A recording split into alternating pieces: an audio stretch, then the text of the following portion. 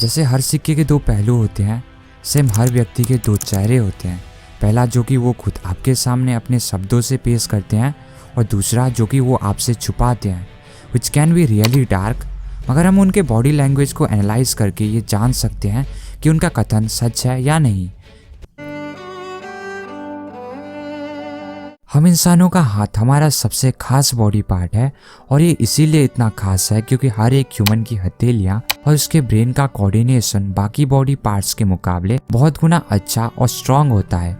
हमने ये खुद नोटिस किया हुआ है कि किसी व्यक्ति से मिलने और उससे बातचीत करते समय हमारे हाथ कैसे सबकॉन्शियसली बिहेव करने लगते हैं। एंड इन्हीं सबकॉन्शियसली ट्रिगर्ड हैंड मूवमेंट्स को आप डिकोड करके ये जान सकते हो कि सामने वाले का कथन सच है या नहीं। जो लोग सच्चे और ईमानदार होते हैं वो अपने दोनों हथेलियों को सामने वाले के सामने फैला के अपना कथन रखते हैं, और अगर कोई सच बोल रहा होता है तो उसकी हथेलियां ऑटोमेटिकली खुल जाती हैं। ये नेचुरल होता है। और किसी आदमी के झूठ बोलते समय उसकी हथेलियां ऑटोमेटिकली बंद हो जाती हैं।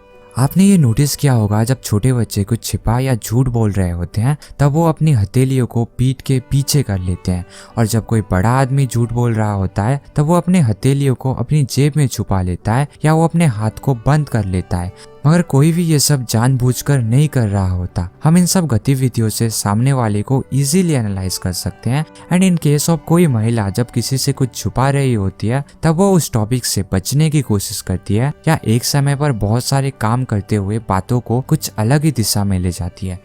यानी सच बोलने और झूठ बोलने वाले व्यक्ति के शब्द तो सेम होंगे बट उनकी बॉडी लैंग्वेज एक दूसरे से पूरी तरह अलग होगी। क्या हम हथेलियों को खुली रख के सफेद झूठ बोल सकते हैं? इसका आंसर शायद हाँ और नहीं भी हो सकता है। अगर कोई जानबूझ के हाथ खुली रख के झूठ बोलने की कोशिश करे तो इससे भी समझा जा सकता है, क्योंकि उसकी हथेलियां तो खुली होंगी मगर उसके बाकी सारे हाव भाव उसके कथन से बिल्कुल विपरीत लगेंगी, जिसको एनालाइज करना हम आगे इस सीरीज में सीखेंगे। खुली हथेलियों का यूज करके सच्चा दिखा जा सकता है और ये हमारे इमोशंस के साथ भी जुड़ा हुआ होता है। इसीलिए अगर आप हमेशा इस पोज में लोगों से बात करने की प्रैक्टिस करने लगो तो शायद आपकी झूठ बोलने की आदत भी खत्म हो जाए। अगर है तो इतना ही नहीं, इससे आप सामने वाले के ऊपर सच बोलने का दबाव भी डाल सकते हो, क्योंकि इससे उसको आपके साथ ईमानदारी से पेश होने का प्रोत्साहन मिलेगा।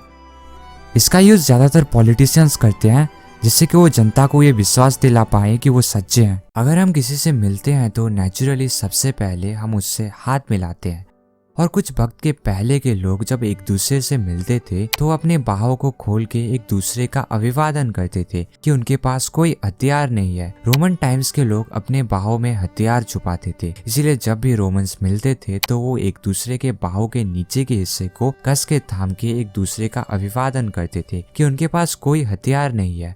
फिर 19वीं सेंचुरी तक आते आते ये एक अलग ही रूप में इस्तेमाल होने लगा, जहाँ हथेलियों को मिला के अभिवादन दिया जाने लगा। और अभी फैक्ट ये है कि डिफरेंट पर्सनालिटीज के लोग डिफरेंट तरीके से हाथ मिलाते हैं। अगर आप किसी से मिल रहे हो तो आपके सामने वाले से हाथ मिलाना 3 टाइप का हो सकता है, जो कि पूरा सबकॉन्शियस होता है, जिससे हम ये एनालाइज कर सकते हैं कि सामने वाले का व्यक्तित्व कैसा है। पहला टाइप, जहाँ पे अगर आपका हाथ दूसरे के हाथ के ऊपर कुछ इस तरह होगा तो ये संकेत देगा कि सामने वाला सरल है और आपके नियंत्रण में है। दूसरा टाइप, जहाँ पे अगर आपका हाथ उसके हाथ के नीचे होगा तो ये संकेत देगा कि आप उसके नियंत्रण में हो और ये संकेत दे रहा है कि आप उसकी बात मानोगे। तीसरा टाइप, जहाँ पे दोनों की हथेलियां सेम सीधी होंगी, ये संकेत है कि सामने वाला आपके जैसा ही है, वो भी खुद का नियंत्रण आपको देना नहीं चाहता। यह साइन है कि दोनों एक दूसरे का सम्मान करते हैं।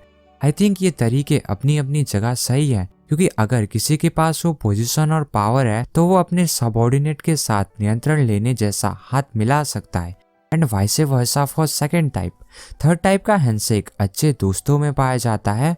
एंड इफ इन केस कोई आपका सीनियर नहीं है और वो अपने हाथ को ऊपर करके आपसे हाथ मिला रहा है तो तब उसे टैकल करने के लिए आप डबल हेडर हैंडशेक का यूज कर सकते हो, जहां आप अपने दूसरे हाथ को लेके उसके और आपके हाथ को सीधा कर सकते हो।